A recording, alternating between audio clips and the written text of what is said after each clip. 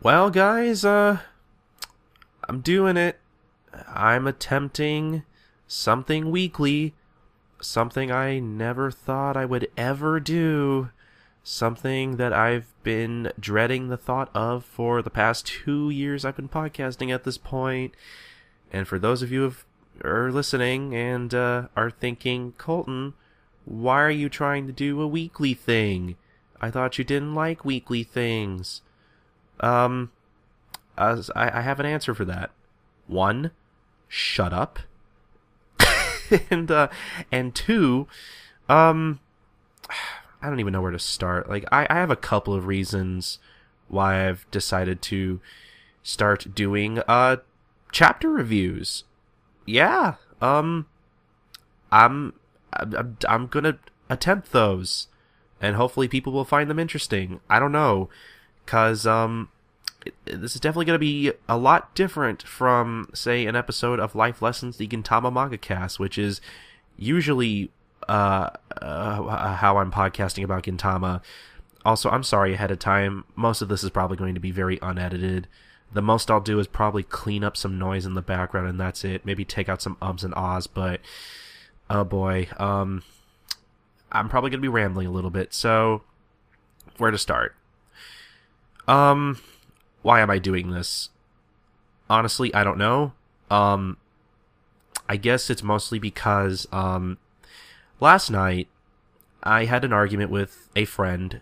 I will not, give any names because I don't want to put them on blast because they're still good friends of mine and I don't want to burn any bridges. But I had an argument with a good friend of mine last night. And that's kind of a reason why I'm doing this.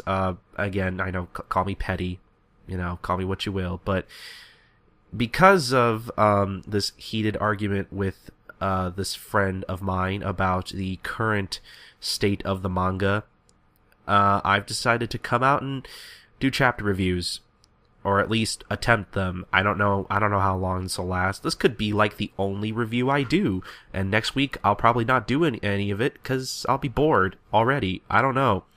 I'm not gonna promise that I'm gonna keep these up week to week, because obviously I will always work on life lessons first. That always comes first. That's my main podcast. Obviously, that's the reason why people subscribe to this podcast feed or whatever. But, yeah, just don't be surprised if I suddenly stop doing these. I'm merely trying these out, seeing how well I do, see if, anybody actually likes them and or listens to them. So, I'm gonna try. Where else do I want to go from here? First, if you have not read past where we are, on Life Lessons, which I think at this point would be chapter 55 of the manga with Ikumatsu. Don't listen to this, please. We're going to be talking about material past chapter 502. So please don't listen to this if you're not caught up with the manga. I don't want to be responsible for spoiling people on current events, because that would make me feel really bad, and just don't. Seriously, get out of here. Again, chapter 502. If you haven't read past that, get out of here. I'm giving you the chance. I'm stalling while you turn off your iPod or however you're listening to this. Turn off your computer or something. Are you gone? Okay, good. Good. They're gone. All right. Now I can finally talk about current manga things. Something I don't usually have much of a place to do other than just a Gintama podcast sometimes. I say sometimes, but I think I only been on like one episode for the manga or whatever. I don't know. So yeah, I don't really know where to start. Obviously, this is going to be a little more introductory, so this might be a little longer than how I plan on talking, but I do need to get some things off my chest about this arc before I go on with chapter 566, this week's chapter. God, I don't even know where to start. So, part of the reason I am doing these, also, I guess I forgot to mention, some people have lost their faith in the manga, apparently, from what I've heard. Whether it be certain reveals I'm going to be talking about in just a bit, or it's just how the story is being handled. God, I don't know. Like, I don't know what it is with some people, I'll be honest. Fandom in general is just, it's wacky sometimes. And before I go on, I know I said earlier that I'm starting these because I had an argument with a friend last night about the current state of the manga and its quality. This is not an attack on that person. I cannot stress that enough. This person is still a good friend of mine, and I love him dearly. But this is mostly anything I end up ranting about. No matter how heated I sound, please keep in mind that I'm not attacking anybody in particular. What I am attacking, though, is the general fandom, because the general fandom, as much as I love Gintama and as many friends as I've made, through this stupid show, the general fandom sometimes is just annoying. And that's not to say that, that's normal with any fandom of anything. So I should be used to it, but goddamn, when the Gintama fandom is annoying, they are annoying in spades. So I'm sorry if I come off as negative. So, first off, before we get into the actual chapter, like I said, I did have some things I wanted to get off my chest about certain reveals and everything. Where to start? So, there are certain reveals that have been made, I think at this point a couple months back, that some people are not okay with. And some of them I understand, some of them I don't. I'm trying to really figure out which one I want to talk about first, which one I'll talk about the least first. I guess I'll start with the Altena reveal. The reveal Nobume makes in I forget which chapter it is. I'm gonna stall while I'm looking it up. I should remember because that was around the time I caught up with the manga. And okay, it was chapter 554 where Nobume, reveals the reason why the Tendoshu are so attached to Earth and all that, and that they're after the Altena energy or what have you, which she says is also known as the Ryumakyu. I'm probably pronouncing that all wrong. That being, I've seen some places translated as the Dragon's Pulse. I don't know how Viz translated it in their old release, but and keep in mind also at the time of this recording, we haven't covered this particular arc in the manga yet. We'll hopefully get to that soon. I can't wait to cover this particular material, but some people were kind of caught off guard with the whole reveal of this giant energy source that the Tendoshu happen to be so attached to Earth for, and how people are like, oh man, this is what? Where did this come from? Why is this suddenly so important? Oh no, what? And Shinpachi's talking about Ane and Mone. What's an Ane and a Mone? I don't know. What a lot of people don't realize, or didn't realize, I guess, at the time, was that this particular plot point was established in, I looked this up ahead of time, chapter 72, where we are introduced to two characters named Ane and Mone. And if you don't remember them, first off, I don't blame you, and second, these two are the shrine maidens who used to own Sadaharu. Yeah, you remember that, when Sadaharu was all giant and stuff, and he went on a rampage throughout Edo, and they had to make a big, pentagram-looking sign using baseball or something stupid like that? Yeah, Sadaharu. as actually and this was even established like as early as his debut in chapter 10, where G, Prince Hada, or Baka Oji as some people lovingly refer to him, his assistant G comments when they run over Sadaharu that, oh, isn't this a dog god? Isn't this an Inugami? Oh man, these are rare. And that gets called back to, in this particular arc too, in chapter 72, where we're reminded that Sadaharu is technically a deity in a way. And the Shrine Maidens, and I'm not going to go over all of this in particular detail. I'm going to paraphrase a lot of this, so excuse me ahead of time. They explain that a dog god, or an Inugami, is a creature tasked with the job of protecting the dragon hole, which that sounds a lot dirtier than it should. But this is Gintama. Our minds are always going to be in the gutter. Which is basically the exit for a bunch of lines in the earth that are flowing with energy. Again, known as the Dragon's Pulse. Which is how the terminal is run. Now, the terminal, for those who don't remember, is basically the entryway for every Amanto that comes from space. That's how the Amanto come from space into Earth. That's basically their checkpoint. That is how the terminal is run, is through the energy coursing through the Dragon's Pulse, or the Altana, or whatever we're calling it. A lot of people don't know also that the Tendoshu themselves even make an appearance in chapter 72.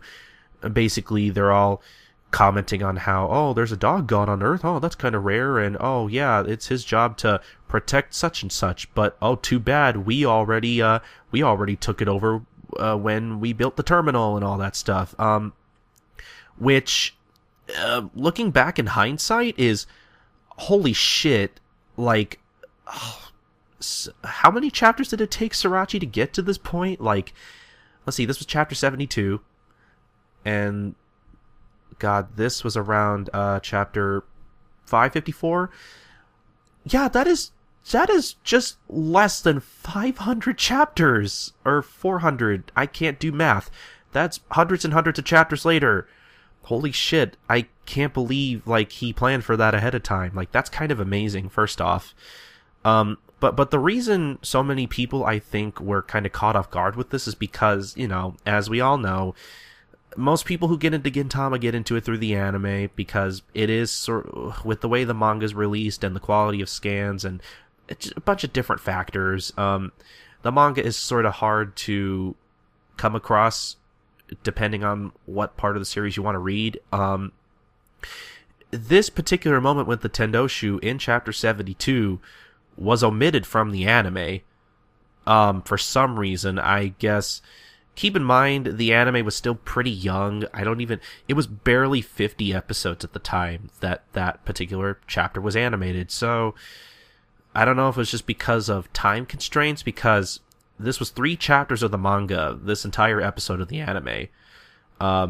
So they probably wanted to fit it all in one episode, and they thought, oh, the Tendoshu? Oh, well, yeah, they were just introduced recently, but this is probably not gonna, matter with anything later, so let's just take it out, whatever. Boy, were they wrong. So if you're an anime-only person who recently just started the manga, like in the past year, then yeah, I can understand why this would come off as a shock and why this would come off as bullshit. And, then I can see the confusion and outrage. And, it takes a little research to, sort all that out. That's not a big deal. That's whatever. But what gets me in particular, especially with my friend last night, is that it's such a point of contention. And here's why. Because like I said, I was arguing with my friend last night who, and again, I'm going to be paraphrasing a lot of this here, was basically disgusted that Gintama would dare resort to such cheap shonen tropes and all that. And all I could think was, you're just putting the series on a pedestal, saying that kind of stuff. That's basically, and I was also talking to another friend about this too on Twitter, and he put it best, how that's really just elitism. Like, I get why people are so adamant about Gintama and how good it is. I really do, because, you know, I've talked about on Life Lessons before, I and other people even have talked about how Gintama is the smartest written manga in Shonen Jump. It really is, you know, from its very mature themes that it tackles every once in a while, to how well a lot of its humor is written, and just, I could go on, but, you know, the series is known for playing with shonen tropes very successfully and to their advantage. You know, in a way where, like, it's smart and it makes sense. It's satire. That's what I've discussed on the show before, and that's kind of the point of Gintama, and I understand that, is to make fun of these shonen tropes, and that's all well and good, but that doesn't mean that at some point it's not above resorting to these same shonen tropes at the same time, you know, seriously in the story. Like, to me, that's a silly thing to think, because a lot of people forget that Gintama runs in Shonen Jump, a magazine meant for younger to teenage boys. And at some point, you know, Sorachi, you know, via his own decision or via his editor's decision, you know, at some point have to cater to that audience. And, you know, no matter how many female readers you have reading this thing, you know, you got to appeal to the younger boys. You got to throw some of this stuff in, otherwise it doesn't keep their attention, and Gintama will, you know, do poorly ranking in the magazine. And, like, Gintama is a shonen. It doesn't feel like it, but it is. And at the end of the day, that's what it is. Just because it plays with shonen tropes doesn't mean it's above, you know, for using them for real. Like, I guess, I don't know, like, I'm not wording this as well as I wanted to, but I just don't understand it. Like, I guess the other thing that really kind of got to me was that, you know, first off, my friend, I'm going to sound like such a condescending asshole when I say this, but I had to kind of educate her a little, in a sense, because they were a person, you know, who also thought, yeah, all this Altena stuff is bullshit. It seems so super important, but it was never established, which, as I was just talking about, it was proven very, very, very early on in the series. But, you know, even with that, my friend still went on about how this is such a cheap shonen thing. Like, Gintama's better than this. Why would it do stuff like this? And I'm like, come on, get over yourself, please. Like, I really hate to say it like that, but it's like, and I even told them myself, if you're complaining about that in particular, then you're not used to shonen. Shonen does this all the time. Like, every long-running shonen always has that moment where the author will bring up something that seemingly was so insignificant and use it in the story later to certain effects. I don't, whether it be something big or something small that ends up being basically planting seeds of plot that are going to take time to grow, but that when they finally grow and you see that grow, you see the results of that, you think, holy shit, that must have taken a lot of, like, foresight and planning in order to make that work. And this is definitely an example of that. Because Sorachi isn't always a careful writer. Sometimes I question certain decisions he makes, and I'm not going to get into that right now, but you know, this is one of the few times where I really think that, you know, whether he just kind of put it out there and was just kind of like, oh, I'll put it out here just in case, I don't know if I'm going to use it or not, or whether he really thought, okay, so I'm going to put this here and I'm going to wait for the perfect time to bring this up. Like, whether he planned on it or not, no matter what his intentions were, this is impressive. This is impressive that he remembered this at all, because apparently no one else did. Hell, even I didn't remember this. Like, it's amazing in a way. And if you complain about that, again, you're not used to shonen. Shonen does it all the time. Hell, this is better than when in Dragon Ball, like, oh god, what was it, like, it was like in the 20s or 30s, very early on in Dragon Ball, when Dragon Ball was still about the adventures of young Son Goku and looking for the Dragon Balls, and with his wacky cast of cartoon friends and all that stuff. Oolong, his pig friend, makes a offhanded comment that Goku might be an alien because he's so super strong and all that. And then, close to 200 chapters later, we find out he's actually an alien. When, when he's introduced to his brother Raditz and all that stuff. Basically the Saiyan Saga. Which, Toriyama, the author of Dragon Ball, like, I compare this to that, but that's even crazier because Toriyama never plans anything. He never planned a single thing with Dragon Ball, ever. Like, Toriyama wrote most of Dragon Ball by the seat of his pants and was always looking for an opportunity to end the series. Except for when, whenever he did, he always figured out, oh yeah, wait, people like this thing. I'm making money off of this thing. I better continue this thing. Like, there's no doubt in my mind that he didn't actually plan for Goku to end up being an alien from another planet. That was just a stupid offhanded comment that Oolong made. One of the most insignificant characters in the span of Dragon Ball. Other than Lunch. But yeah, like, to my friend who I was arguing with last night, you complain about this alternate business.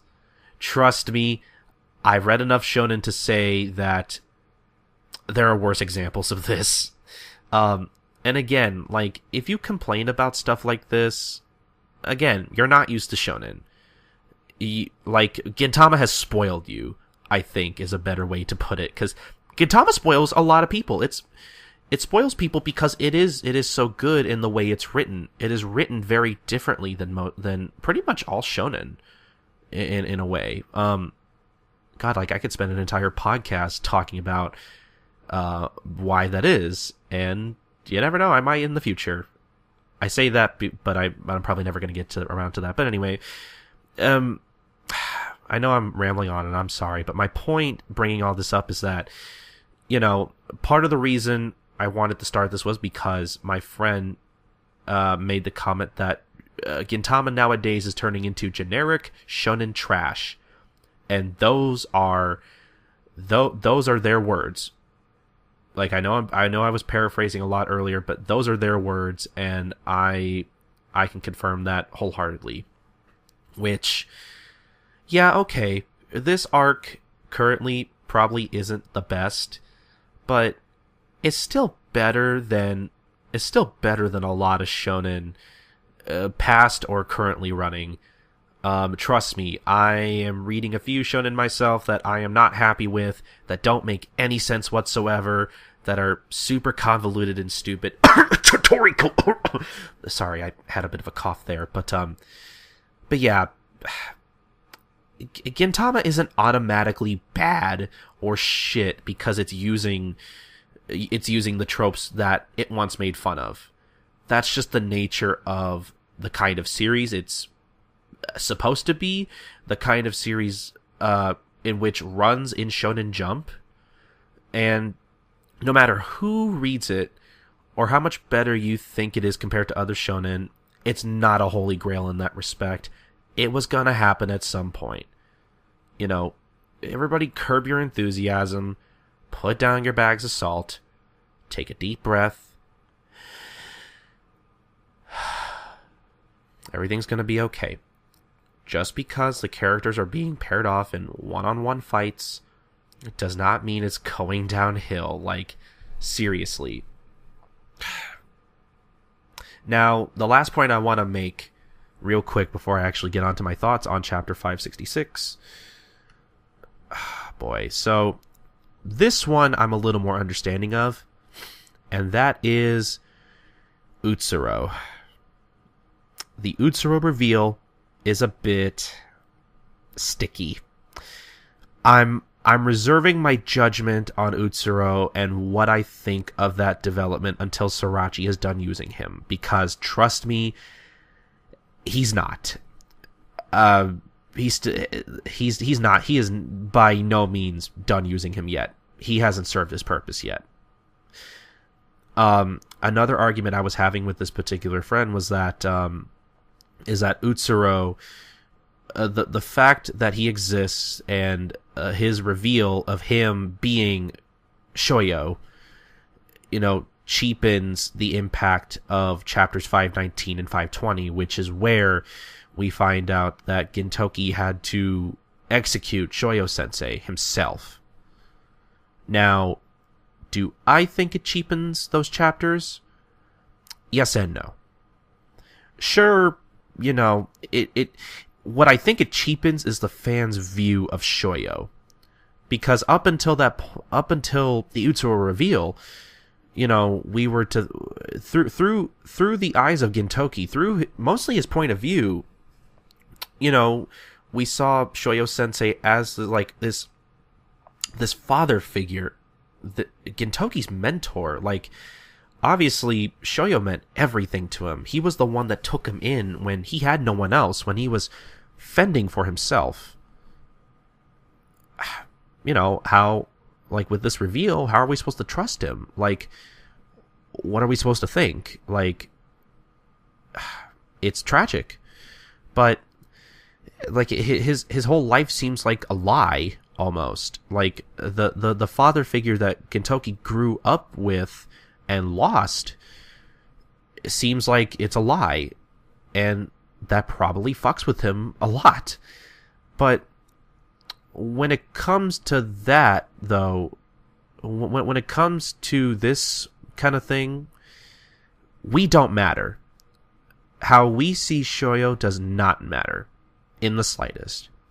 The only people whose views of Shoyo actually matter are Takasugi, Katsura, and Gintoki. And so far, we haven't, in my opinion, we haven't really been given the full picture of what the three of them think, of this reveal, especially since, one, Takasugi is out of commission, and he obviously does not know about this, about what Shoyo actually is. Katsura, on the other hand, seems to be taking it the best out of everybody, in my opinion, but I'm sure it still has him shooken up, obviously. But I'll bet you anything that it probably hasn't even fully hit Gin yet. Like, obviously, yes, it's probably so shocking to Gin that it hasn't hit him yet. It hasn't hit him that, oh shit, the father figure that I once had as a child, the father figure and teacher that I had to cut down with my own sword in front of my friends, was possibly a lie.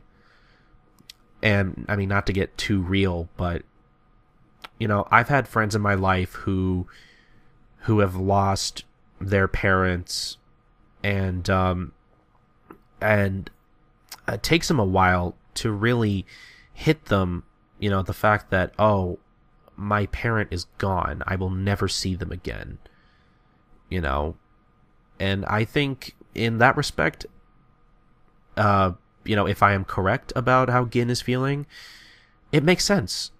Like, we haven't really gotten the chance to see how Gin is taking this so far, at least not from what I've seen. And my point in bringing this up is that, this reveal of Shoyo being Utsuro, of him possibly not being the man that everybody thought he was, it does not cheapen any of Gin's feelings towards Shoyo. Let me tell you, it still hurts when Shoyo has Gin promise him that he will protect everybody in his dojo. That still hurts. it also still hurts to see that Gin had to cut down his own father figure. And it also still hurts that Takasugi had to watch that. If anything, this reveal makes everything hurt even more because Gin is potentially going to have to cut down Shoyo again. Hell, we don't even know if... Like, Utsuro is still a mystery. We don't know whether Shoyo was actually a lie. We don't know who Utsuro or Shoyo or whatever you want to call him. We don't know who he actually is. There's still so much mystery around that. So much that we still don't know. Which is why I want to reserve my judgment on him. Because I want to see how Sorachi handles this reveal. Because depending on how he handles this, it could be the end game of this plot point could be executed interestingly, or it could go horribly, horribly wrong. No, you can you can argue that, since he came back to life, that Gin cutting him down was all pointless, but not really, because we don't know if it's really Shoyo or someone else inhabiting his body, or again, it's all a mystery. We can't say anything for sure, which is why I think people should really hold back their pitchforks and torches. Another thing also is, talking about shonen tropes earlier, and I know I was kind of like, oh, get over it earlier, but I hate that trope in shonen where people can just kind of come back to life willy-nilly and death just kind of doesn't matter. Again, the only series that's ever done that and been able to stay charming and good is Dragon Ball. Dragon Ball is the only series that can get away with doing that and still be good. So in that respect, I should be more upset that, Shoyo seems like he's come back to life, and that all that stuff with Gin having to cut him down seemed pointless now. But honestly, no, I don't. Because again, just because Shoyo is seemingly alive does not mean that any of those moments I mentioned earlier do not still hurt. Come on, Gin had to cut down his only parental figure. Like, it doesn't matter what's retconned, if anything. That still fucking hurts. Like, that really makes you take a look at Gintoki in a different way. That makes you take a look at him so much differently from the start of the series all the way up to currently. Like, anytime I'm covering the manga on Life Lessons, I'm always keeping in mind that happened. How, like, I'm adding that subtext in there to everything Gin says, everything he does. Because when you do, it makes things not only more interesting, but just so much more heartbreaking. And so, again, guys, I say, put down your pitchforks, put down your torches, give it some time. I know it's a shock, and I understand why people don't like it. I really do, but I think we should wait. I think we should trust in Sorachi. He's done a few questionable things before, like Otai being around for the Shinsengumi rescue of Kondo. That was weird. She didn't need to be there. She was there to be a medic and a healer, and she didn't really do anything other than that.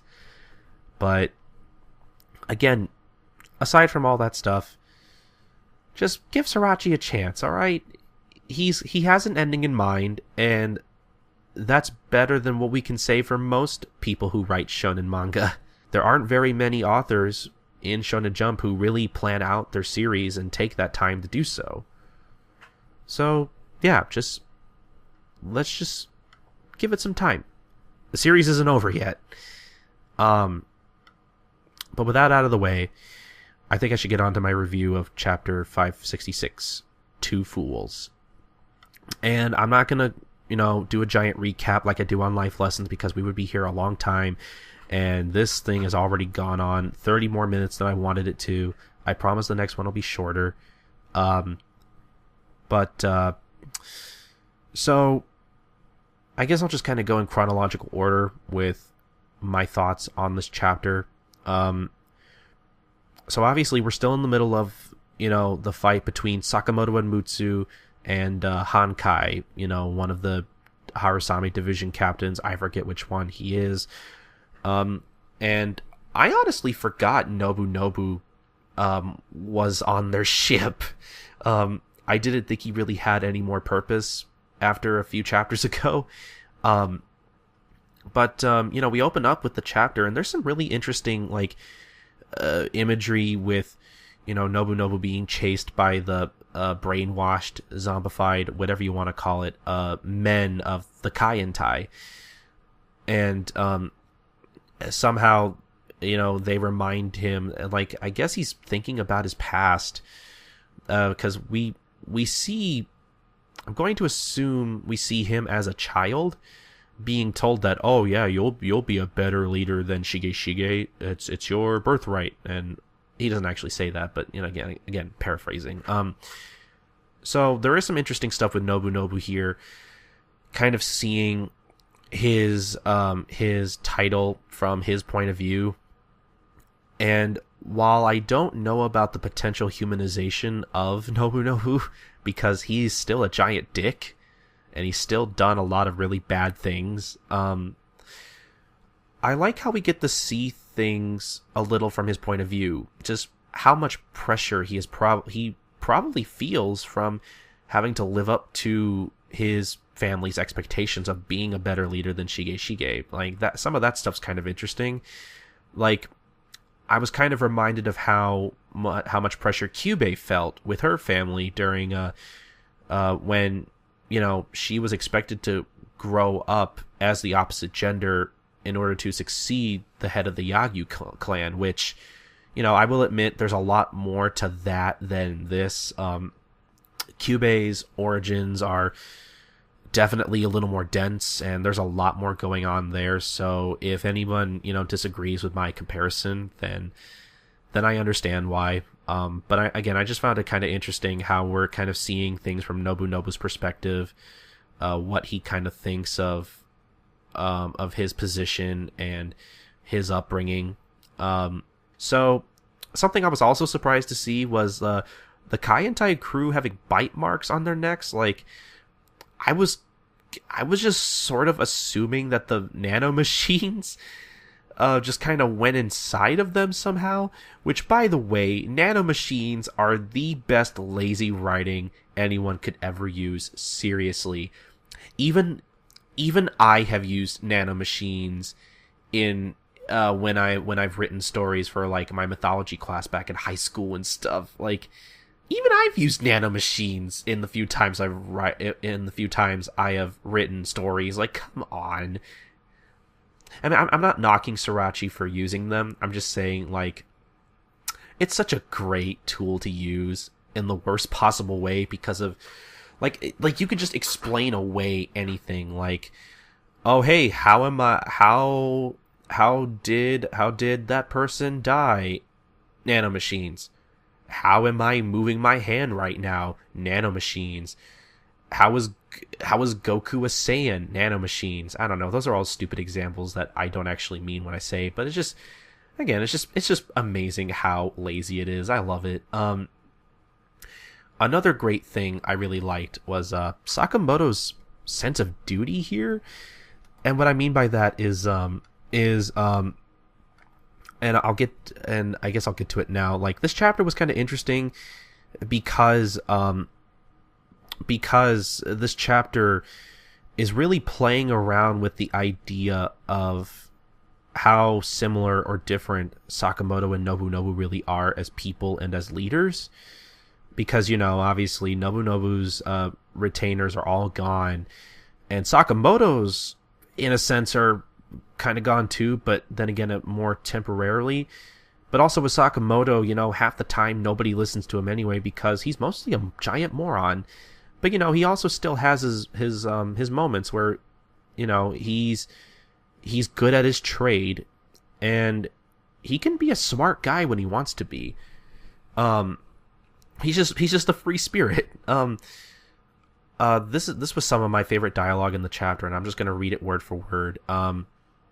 Even if there is not a soldier to protect you, and you only just barely manage to escape the enemy's clutches, you've got a duty to see what happens in the country, and that includes the effects of what you did to it, no matter how unsightly you end up looking. Whether it's a foolish ruler or a wise ruler, once a man shoulders an entire country, he can't die that easily. So, I thought that speech was pretty good, especially coming from Sakamoto, whose leadership is more than 50% of the time very questionable. Again, his sense of duty is just so interesting. Again, especially considering, the kind of leader he is and how he leads his men, and again, how sometimes people just don't listen to him, especially Mutsu. Something else I really liked about this chapter was Nobu, and in some parts of this chapter, he's turning into the bonsai of this particular group. And what I mean by that is bonsai lately has been getting a lot of great moments where not only can he not take a joke, which is amazing, but, he's turning into bonsai in the way where bonsai lately, his role has just been like affirming how amazing Takasugi's friends are. Like, Nobu is at that point where he's like internally questioning himself and having internal monologues about how mysterious and or amazing Sakamoto is, and even with Mutsu coming in and commenting about how stupid he's being with questioning Sakamoto, and like it's just the parallels with that are just great. I love that. This chapter was also very funny. With the Doraemon like gadgets in there, which if you don't know what Doraemon is, it's basically this very, very famous children's cartoon in Japan about a robotic earless cat who pulls just random gadgets out of his fourth dimensional super secret gadget pocket, or whatever they call it in the dub over here. If you get the chance, watch it on Disney XD. Like, I know it's a kid's cartoon, but it's good. Like, it's really enjoyable.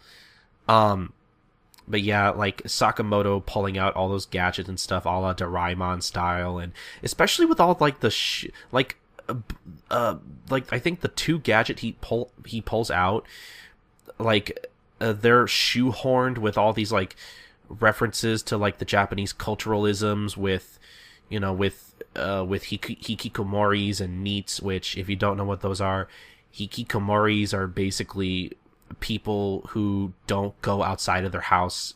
Basically, they're shut-ins. And then neats, a neat is a neat. First of all, the word neat is a acronym which stands for not in employment, education, or training. And basically they don't do anything but sponge off their parents, and they don't want to get a job. They mooch off their parents basically. Which, I forget what the name of their gadgets were, but, like, there were some weird, like, shoehorned culturalisms in there that I thought were just, like, I don't think they were, I mean, it's so easy to make that kind of a social commentary in manga. So I don't know if that was I don't think that was supposed to be any, like, clever social commentary so much as, like, oh, we gotta throw in that reference to that kind of stuff in there, whatever. I mean, I'm not saying it was bad, but it was just like, it's funny. It's funny, I think, how shoehorned it is, which is why I love it. Let's see, other thoughts. Mutsu is down. She's been hit. But she'll be fine. Like, yeah, it did kind of shock me the first time I saw it, that Mutsu has been taken out, it seems like. She's definitely been damaged. She's been stabbed in the gut, it looks like. But there's no way she's not gonna make it. She's a Yato. She'll be fine. She'll be fine next week. I certainly don't think she's gonna die or anything, but it's still shocking. But again, she ain't gonna die. I said like the same thing like 2 or 3 times. I'm sorry about that, guys. I did not expect Nobu to be harboring nanomachines, and like the first time I read this chapter, I was like, oh, okay. I did not see that coming, but upon a second reread, I think I can kind of pinpoint where the nanomachines might have might have invaded him. Like, I think it was literally the page before Mutsu pushes Sakamoto out of the way, where like where he's running with Sakamoto and Mutsu, and is all like, "Oh, I can't understand why he might be such a better leader than I am. I just can't. And then he has that. It looks like he has a moment of realization in one panel, but I think that one panel is also supposed to represent him actually being invaded by the nanomachines. And I also think that, especially considering there's a little like onomatopoeia in there in that panel, so I don't know if that's actually it, but I think that's safe to assume that that's when he was invaded. Oh yeah, I also forgot to mention the whole little thing with Nobunobu staring at Mutsu's ass, and then Sakamoto stares at Mutsu's ass also, while Nobunobu stares at his ass, and that gag was kind of funny. I liked it.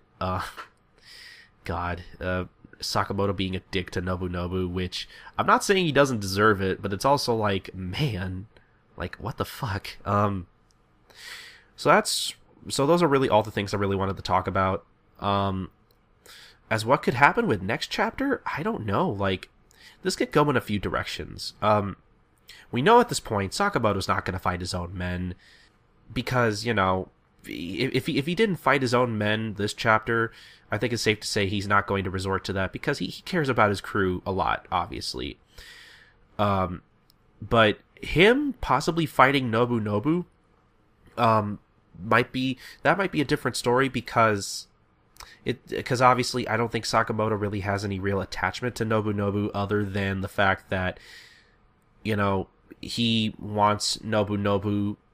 He somehow, it's weird, he wants Nobunobu to see things through, even though he knows that he's a shitty leader. Again, it's that sense of duty, I think, and that's what I think makes Sakamoto such an interesting character. His views on things, considering the kind of character he is, are just, again, I know I've said this a million times, but are just so interesting. Like, I think that it's just so dense. Like, I think there's a lot to unpack there. You know, again, he, like I said, he doesn't have any attachment to Nobunobu, so maybe he'll fight him. I don't know. Maybe he'll shoot him in the head. Maybe he'll use a sword, like everybody wants him to. I don't know. Like, and don't even get me started on that whole thing. Oh, when's Gintoki gonna use a real sword? One, he's used a real sword before many times. Two, with chapter 519 and 520, I think it's safe to say there's a reason he doesn't use a real sword. And three, I don't know if I really care about Sakamoto using a real sword, because to me, Sakamoto's never really been a fighter. Like, he's more of an entrepreneur to me. Like, that was his role in the Joey War, and that's what he is to this day. Like, I've never seen him as a fighter, so him using a sword, yeah, I guess that would be cool, but if we never got to see him use a sword, I'm not going to automatically call Gintama the worst manga of all time, because that would be silly. God, but I don't know. But what I am hoping for is that maybe, not that I don't like this fight, though it is definitely nothing compared to Katsura's fight with Shokaku. Jesus Christ, that was an amazing fight. Between the actual fight itself and the characterization for Katsura in that fight, oh my god. I could spend an entire podcast talking about it, but I won't, because nobody will listen to me after that, because they'll want me to shut up, but I won't ever shut up. And I better get to my point before people start deleting this podcast from their feed. But no, I'm hoping this fight ends in the next 2 chapters or so. I don't see this fight going on too much longer. I hope we'll get to end this fight soon, and that we'll get to see some progression with Kagura and her family. The whole reason that Gin and the others followed the rest of the Kyotai in the first place. I don't know. I really want to see more Umibozu. Umibozu has been fucking amazing in this arc so far. I hope we get to see more of Abuto. Like, I've really grown to appreciate him. I want to know where as much as I don't give a shit about Kamui, as much as I just don't care about him, I am interested in seeing what he's doing at the moment. Um, again, I really want to see. I really want them all to be reunited, and I really want to see what comes out of that. Because either we could get a giant Yato fight that Kagura's going to have to break up, or Kagura will somehow actually get through to them and will be able to talk some sense into her family. I don't know. The Yato are pretty thick-headed, as we've seen in the past. But yeah, I think that's really about it. I don't really have anything else to say except this chapter was pretty funny. I liked it. Some interesting things in there. Some interesting things I think I could take away from this. And I do not think this arc is trash. I certainly do not think that. Though I will say this arc probably won't make it in my... I mean, again, it's not over yet, but so far this arc probably won't make it in my top 10. But again, I will reserve all judgments for when it's over. Oh my god, it's almost been an hour, so I think I'm gonna stop here. Thank you guys for listening to this whole thing. I don't know if I really brought anything to the table as a new reviewer, I guess. Again, I'm really doing this because, again, some people apparently have lost their faith in Gintama recently, which I think is ridiculous because while Gintama might, like, I don't know, like, I'm really mixed so far. Like, I really like what's coming out of this arc, but I will agree that there have been, like, the last 2 arcs before this are so much better, especially the Shogun Assassination arc, which at this time is getting animated. I think today, the first episode of that aired, which I am so looking forward to revisiting that and watching that week to week. I don't know. This arc isn't bad so far. It's not bad enough to where I would lose faith in Sriracha and in the series. Guys, just calm down. That's all I really want. Like, I just want people to see the good in this arc because there's been so many good things between Bonsai and his interactions and Katsura and his fight. Like, that stuff is gold. Like, how do people oversee that stuff? Like, to my friend that I've mentioned time and time again, I'm not attacking you, but I think you're letting your bias and your love of Gintama overshadow the good things about this arc. Like I've told them before, they're being a petty Betty, which again, I just came up with that. So, for those of you who think Gintama is shit right now, don't be a petty Betty.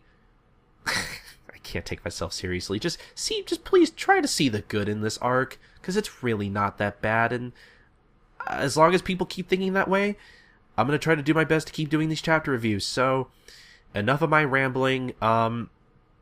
For those of you who listen to Life Lessons in Gintama Manga Cast, the actual podcast that I do for this feed, I'm trying to get that recorded soon. Hopefully that'll be out before Christmas. But until then, maybe look forward to me doing more of these chapter reviews, or at least until I get tired of it, or until people see that this arc is not shit. Oh boy, so I hope everybody enjoyed this. I don't have a sign off, so see you guys next time, I guess.